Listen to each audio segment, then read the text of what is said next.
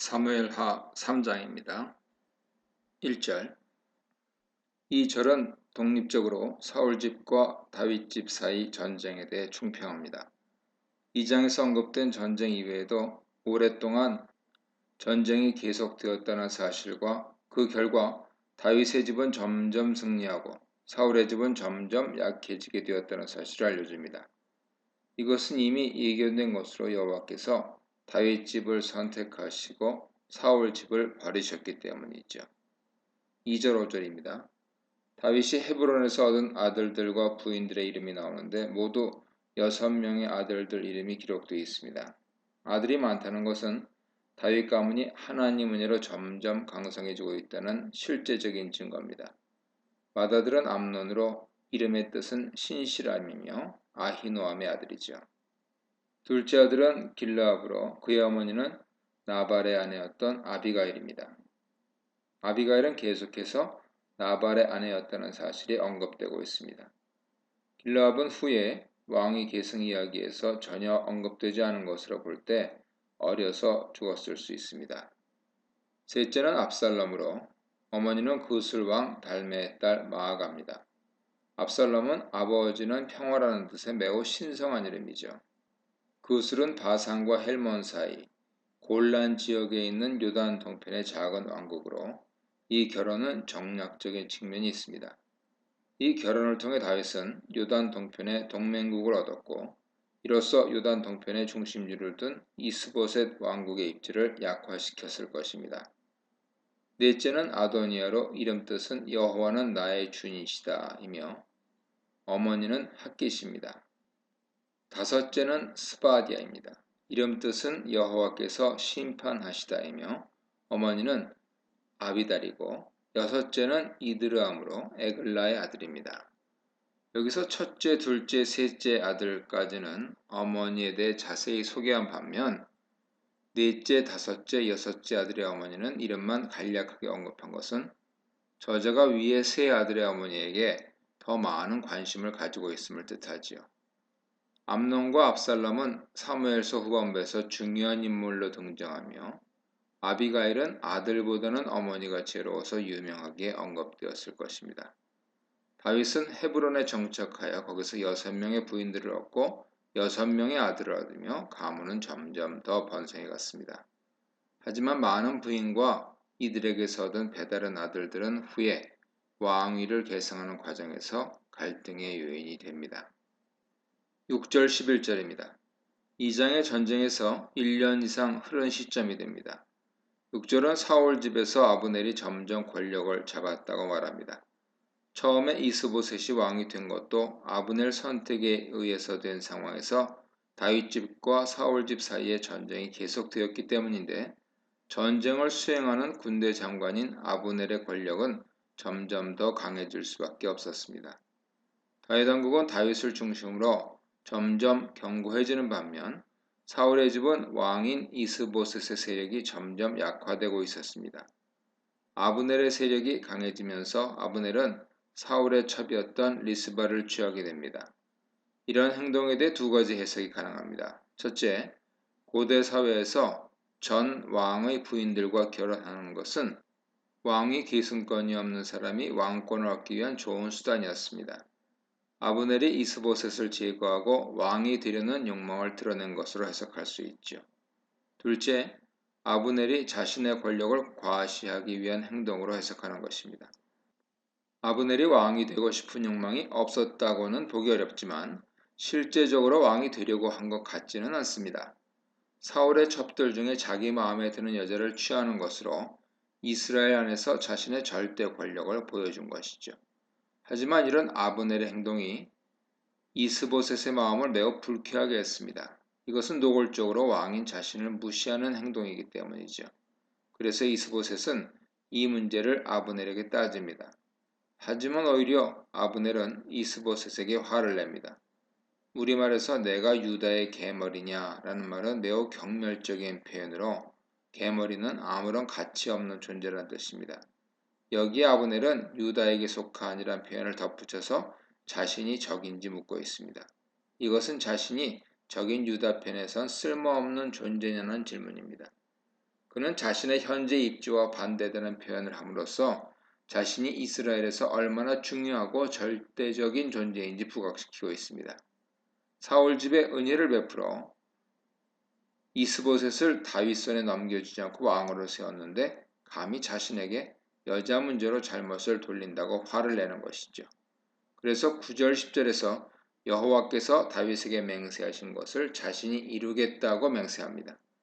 이것은 다윗을 여호와께서 세우신 왕으로 인정하고 사울의 집을 몰락시키고 온 이스라엘 지역의 왕권을 다윗에게 돌리겠다고 맹세한 것입니다. 아브넬은 이스보셋의 지적을 참지 못해 사울 집을 버리고 다윗 집을 택한 것이죠. 하지만 이런 아브넬 행동을 보면서도 힘없는 이스보셋은 두려워하며 아무런 대답을 못합니다. 이를 통해 이스보셋에게는 아무 권력도 없었다는 것을 알 수 있죠. 이런 아브넬과 이스보셋의 갈등과 아브넬의 비이성적인 분노는 결국 사울 집의 멸락을 가져옵니다. 12, 16절입니다. 아브넬은 자신이 이스보셋 앞에서 맹세한 것을 바로 시행합니다. 다윗과 협상하려고 다윗에게 전령들을 보내어 자신이 이스라엘 땅을 다윗에게 돌리겠다고 제안합니다. 그는 이 땅이 누구의 것이냐 하는 수사 질문을 통해서 이스라엘의 진정한 주인이 다윗이라고 돌려 말합니다. 그런 후에 자신과 언약을 맺으면 자신이 다윗을 도와 온 이스라엘을 다윗 손에 돌아가게 만들겠다고 제안합니다. 하지만 후에 일어난 상황들을 보면 다윗에게 이스라엘을 넘기는 대가로 자신의 안정과 권력을 보장하도록 요구했을 것으로 보입니다. 이런 제안을 받고 다윗은 아브넬의 제안이 진심인지를 보여주려면 먼저 자신의 요구를 들어주어야 한다고 말합니다. 그는 사울의 딸 미갈을 데려오라고 말합니다. 데리고 오지 못하면 자신을 만날 수도 없을 것이라고 강경한 어조로 말하죠. 여기서 다윗은 미갈을 자신의 아내가 아닌 사울의 딸이라고 표현합니다. 이것은 다윗과 아브넬 사이의 은밀한 거래입니다. 이런 미략을 한 후 다윗은 이스보셋에게 정식으로 전령을 보내 자신의 아내 미갈을 돌려달라고 요구합니다. 자신이 블레셋 사람의 포피 100개로 신부값을 냈기 때문에 미갈은 여전히 자신의 부인이라고 주장하죠. 다윗과 미갈은 이혼하지 않았으며 다윗이 도망간 사이에 미갈은 아버지에 의해 강제로 시집간 상태였기에 법적인 상태가 불분명했습니다. 신명기 24장 1절 이하에 따르면 이혼한 아내와 재결합한 것은 금지되어 있기 때문에 실제적으로 이혼한 것과 다름없는 미갈을 다시 데리고 오는 것이 옳은지에 대한 문제는 논란거리입니다. 다윗의 행동이 적법하다고 보는 견해는 정식으로 이혼한 상태가 아니기 때문에 법적으로 가능하다고 해석하는 것이고, 부적절하다고 보는 견해는 실제적으로 이혼이나 다름없는 상태에서 다른 남자와 결혼 생활을 하고 있는 아내를 찾는 것이 도의적인 면이나 윤리적인 면에서 옳은가 의문을 제기하는 것이죠. 다윗의 행동이 정당한지 결론 내리기 어렵습니다. 여기서 핵심은 다윗이 왜 미갈을 찾으려고 하는지에 있죠. 그것은 다윗이 사울 집에 대해 왕권을 주장하려면 사울의 사위라는 명목상의 지위가 필요했기 때문입니다. 즉 개인적인 애정 때문이 아니라 정치적인 이유 때문이었던 것이죠. 남편 발디엘과 잘 살고 있던 미갈은 이로써 강제로 헤어지게 됩니다. 16절에서 발디엘이 울면서 바후림까지 쫓아왔다고 표현한 것은 이 이별이 얼마나 비극적인지 말해주고 있습니다. 아무도 미갈의 의사를 묻지도 않고 있고 미갈의 심정에 대해 화자도 전혀 언급하지 않습니다. 남자들의 권력 다툼에 미갈이 희생양이 되었음을 암시하죠. 이스보셋은 미략이 있는지도 모르는 상태에서 다윗과 아브넬의 요구대로 미갈을 다윗에게 보내줍니다. 이 문단에서는 더디지만 이루어지는 하나님의 약속, 아브넬의 권력력, 다윗의 권력력에 대해 묵상해 보시기 바랍니다. 17, 19절입니다. 미갈을 다윗에게 보냄으로써 다윗과의 미략을 성공적으로 진행시킨 아브넬은 약속한 것을 마저 이행하기 위해 바쁘게 움직입니다. 본문에서 아브넬이 다윗에게 약속을 받은 조건이 무엇인지는 언급되어 있지 않습니다. 결국 아브넬의 죽음으로 이루어질 필요가 없는 약속이 되었기 때문이죠. 하지만 여기서 아브넬이 매우 적극적으로 이스라엘 장로들을 만나 사울의 집을 다윗 손에 넘기기 위해 움직인 것을 보면 상당한 권력을 보장받았을 것으로 예상됩니다. 아브넬은 직접 이스라엘 장로들을 찾아가서 전에 그들이 다윗을 왕으로 세우기를 계속해서 원했던 사실을 언급합니다. 이 말을 보면 이스라엘 쪽에서도 다윗을 왕으로 섬기기 원했던 사람들이 있었던 것을 알 수 있죠. 이런 주장들을 계속 묵살해 왔는데 이제 아브넬이 이스보셋에게 불만이 생겼고 다윗과의 밀약을 통해 권력을 유지할 수 있다는 계산이 서자 이제야 그렇게 하라고 허락하고 있는 것입니다. 그러면서 그는 다윗을 왕으로 세우는 것이 여호와의 뜻이며 다윗이 블레셋과 모든 대적에게서 이스라엘을 구원할 것이라고 여호와께서 말씀하셨다고 합니다. 참으로 교묘한 말이죠. 처음부터 여호와의 뜻인 것을 알았다면 이스보셋을 왕으로 세워서는 안 되었죠. 하나님의 뜻이 아닌 줄 알면서도 이스보셋을 왕으로 세운 것은 그가 하나님의 뜻보다는 자신의 권력과 욕망을 더 중요하게 생각했기 때문입니다. 그런 부분은 감추고 이제 이스보셋을 왕으로 섬기기 싫고 다윗에게서 얻어낼 것이 많아지자 다윗을 왕으로 섬기는 것이 하나님 뜻이라고 말하면서 자신의 반역을 정당화하고 있는 것이죠. 다윗이 왕이 되는 것이 여호와의 뜻인지 아닌지 아브넬에게는 중요하지 않습니다. 오직 자기 권력을 유지하는데 여호와 이름을 이용하고 있을 뿐이죠. 특별히 베냐민 사람들을 설득하는데 베냐민 지파는 사울의 출신 지파로서 현재 사울 왕권의 최대 지지 기반이었기 때문입니다. 그래서 더욱 조심스럽고 신중하게 설득할 필요가 있었을 것이죠. 이들에 대한 설득이 끝나자 아브넬은 다윗을 만나러 헤브론으로 출발합니다. 다윗이 요구한 미가를 보냈을 뿐만 아니라 이스라엘 사람들과 베냐민 사람들의 승낙도 자신의 손에 쥐고 있었습니다. 20-21절입니다. 아브넬은 다윗과의 협상을 마무리하려고 신복 20명을 대동하고 헤브론의 다윗에게로 갑니다. 다윗은 잔치를 베풀어 주는데 이 잔치는 다윗과 아브넬 간의 협상이 성공적으로 이루어졌다는 표시죠.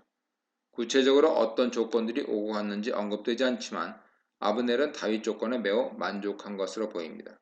그렇기 때문에 21절에서 자신이 온 이스라엘 백성을 내 주 왕 앞에 데리고 와서 언약을 맺게 하고 왕이 원하시는 대로 다스릴 수 있도록 해주겠다고 약속합니다.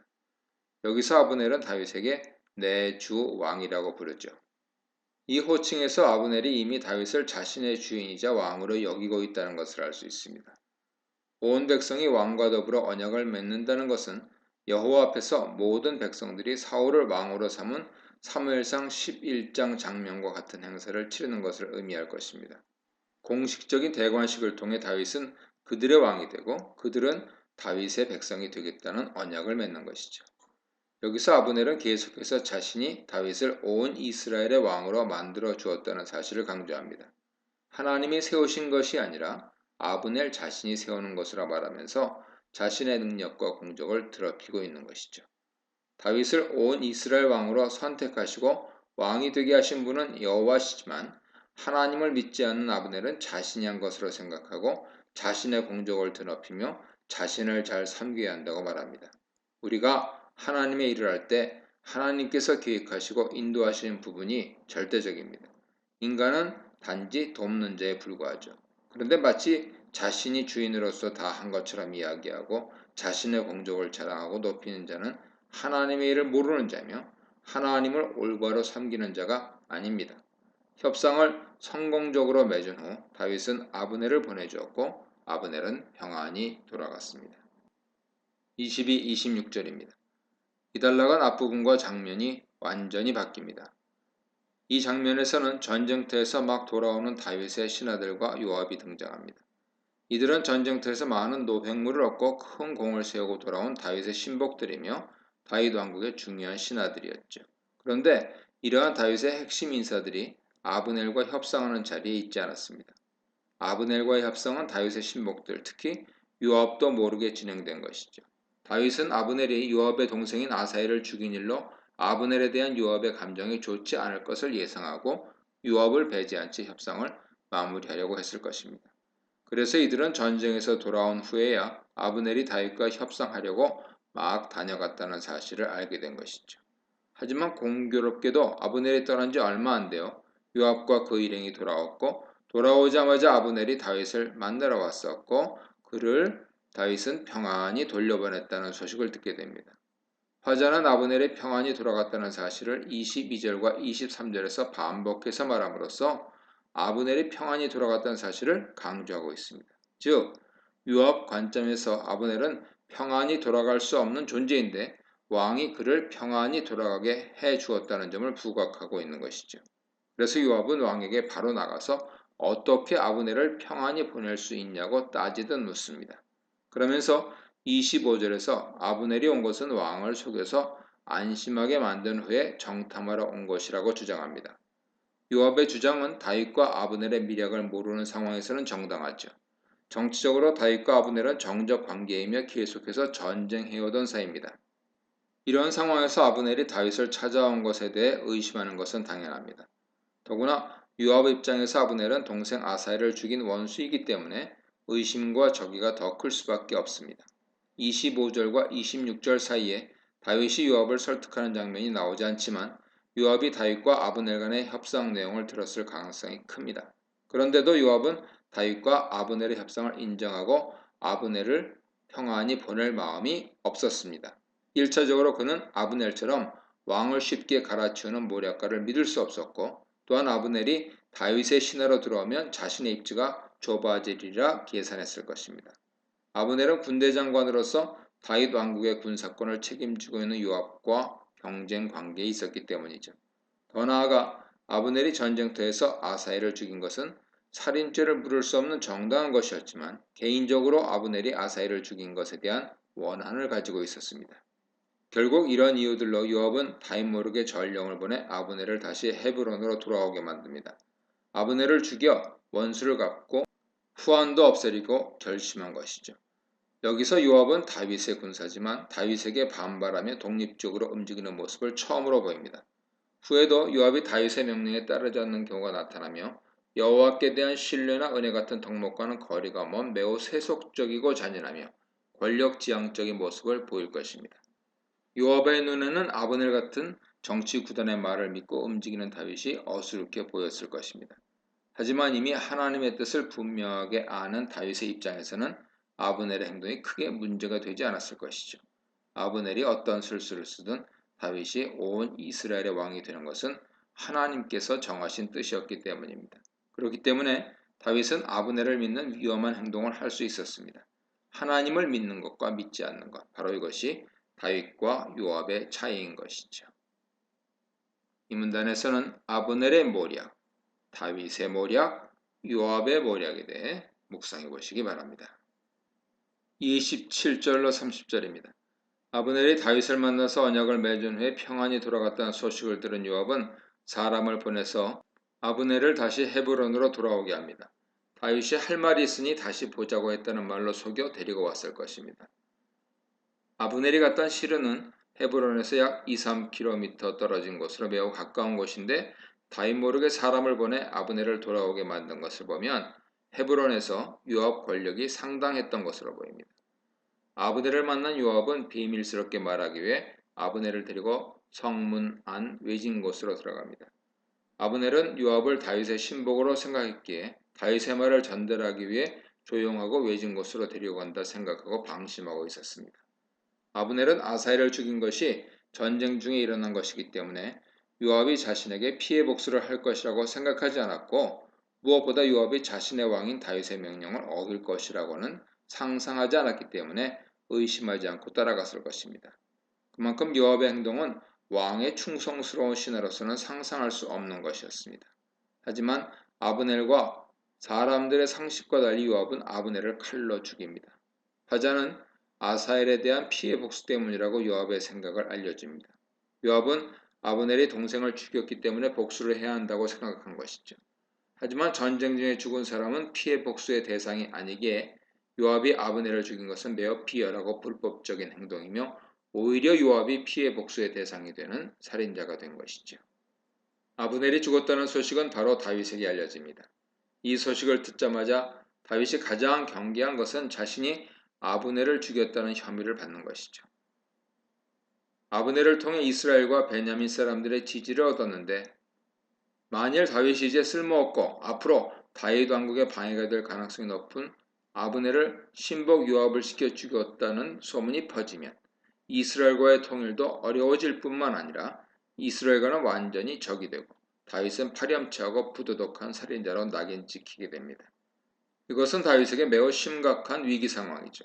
그렇기 때문에 다윗은 제일 먼저 아브넬 피에 대해서 자신과 자신의 집은 무죄하다는 사실을 여호와 이름을 걸고 선언하며 모든 죄는 요압이 저지른 것으로 아브넬의 피를 흘린 죄값은 요압과 그의 집에 돌아갈 것이라고 선언합니다.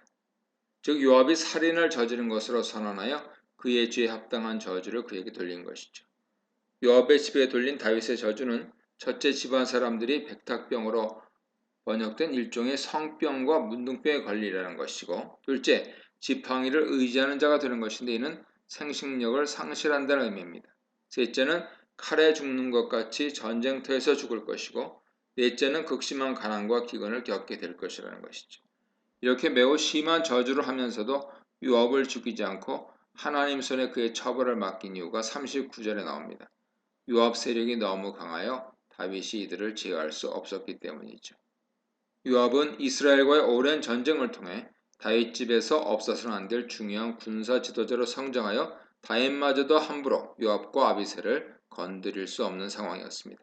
30절에서 다시 한번 요압이 아브넬을 죽인 것은 동생 죽음에 대한 개인 복수심이라고 말함으로써 요압이 아브넬을 죽인 것이 불법적인 살인임을 강조합니다. 31, 34절입니다. 다윗은 아브넬이 죽은 것에 대해 요압을 비롯한 모든 백성들에게 옷을 찢고 굵은 배를 띠고 아브넬을 애도하라고 명령합니다. 왕 다윗이 직접 아브넬의 상해를 따라갔는데 이것은 다윗이 직접 아브넬 장례를 주도하고 참여했다는 것을 의미하죠. 다윗은 또다시 아브넬 무덤 앞에서 큰 소리로 백성들과 함께 통곡을 하고 아브넬 죽음에 대한 애가를 지어 불러줍니다. 아브넬에 대한 애가는 사울과 요나단을 위한 애가에 비해 짤막하며 애가의 특징인 어찌하여라는 뜻의 에크나 에카가 없고 고인의 업적에 대한 칭송도 없습니다. 다만 다윗은 아브넬의 갑작스러운 죽음에 대한 애도를 하고 있습니다. 애가는 아브넬의 죽음에 대해 수사적 의문문으로 시작합니다. 아브넬 죽음을 미련한 자의 죽음과 같다고 말하는데 미련한 자에 해당하는 히브리어 단어 나발은 율법, 관습, 현재 관계들을 무시하는 사람을 가리키죠. 아비가일 남편이 이에 해당하는 인물이었습니다. 그런데 용사이며 이스라엘의 중요한 인물인 그가 갑작스럽게 불의하고 어리석은 자들이 죽는 것처럼 죽었다는 의미죠. 그리고 내 손이 결박되지 아니하였고 내 발이 착고에 채이지 않았다는 것은 처형당할 죄인이 아니라는 말입니다. 이렇게 죄인도 아닌 아브넬이 오히려 불의한 자에게 죽임을 당했다고 애다합니다. 여기서 다윗은 아브넬 죽음이 아무 죄도 없이 죽은 억울한 죽음이고 아브넬을 죽인 자들은 불의한 자들이며 이들이 죄인이라고 말하는 것이죠. 이렇게 다윗은 아브넬을 위해 직접 장례를 치르고 애곡하고 애가를 부르며 자신이 할 수 있는 최선을 다해 아브넬 죽음을 애도합니다. 다윗은 이렇게 아브넬의 죽음에 대한 자신의 결백을 증명하기 위해 최선을 다했습니다. 35, 39절입니다. 35절의 시점은 아브넬 장례식 날로 석양에 이렇게 번역된 베어도 하염은 아직 그날에라는 의미죠. 아브넬의 장례가 다 끝난 후에 사람들이 다윗에게 음식을 권했습니다. 하지만 다윗은 하루 동안 아브넬 죽음을 애도하는 마음으로 금식을 맹세합니다. 고대에는 애도 기간에 금식하는 풍습이 있었습니다. 그는 해지기 전까지 떡이나 어떤 것도 맛보지 않겠다고 하나님의 이름으로 맹세합니다. 해지기 전이란 당일을 의미하는데 이스라엘은 해가 진 밤부터 새로운 하루가 시작되기 때문입니다. 그리고 먹다라는 단어 대신에 맛보다라는 단어를 사용해서 어떤 것도 입에 대지 않겠다는 것을 강조합니다. 자신의 금식 의지를 분명하고 단호하게 보인 것이죠. 백성들은 이런 일련의 행동을 보고 비로소 다윗이 진심으로 애도한다고 생각하게 되었고 다윗이 아브넬을 죽이지 않았다는 사실을 믿게 되었습니다. 드디어 다윗의 진심 어린 행동이 백성들의 마음을 움직인 것이죠. 이후에 다윗은 신복에게 요압에 대해 하소연합니다. 왜 아브넬에 대한 살인죄로 요압을 처벌하지 못했는지 변명하죠. 요압 권력이 너무 세기 때문에 자신이 통제할 수 없는 상황이었으며 그의 악행에 대해서는 여호와 처벌에 맡길 수밖에 없다고 말합니다. 과연 이런 다윗의 변명을 어느 정도까지 받아들여야 할지는 의문입니다. 인간 왕국에서는 왕이 아무리 공정하고 정의롭게 하고 싶어도 한계가 있고 온전한 공의는 세상의 진정한 왕이신 하나님만이 실행하실 수 있는 것이 사실입니다. 하지만 그렇다고 인간의 연약함과 한계를 이야기하며 정치 안정과 나라 안정을 위해 하나님의 공의를 포기하는 것이 정당한 것인지 고민해 보아야 할 문제죠. 요압은 후에도 다윗의 명령을 어기고 불의한 일을 했으며 심지어 다윗도 요압을 자신이 저지른 죄를 덮는데 이용하기까지 했습니다. 요압의 존재는 분명히 다윗 왕국을 군사적, 정치적으로 안정시키는 데 크게 기여했지만 신앙적이고 도덕적인 부분을 약화시키는 데도 일조했습니다. 그러므로 우리는 다윗의 이 선택이 옳은 선택인지 하나님을 좀 더 의지하고 요압에게 적절한 처벌을 내리는 것이 더 좋은 선택이 아니었을지 고민해 보아야 하는 것이죠. 이 문단에서는 요압의 사적 보복, 내부의 대적자들, 다윗의 애도에 대해 묵상해 보시기 바랍니다.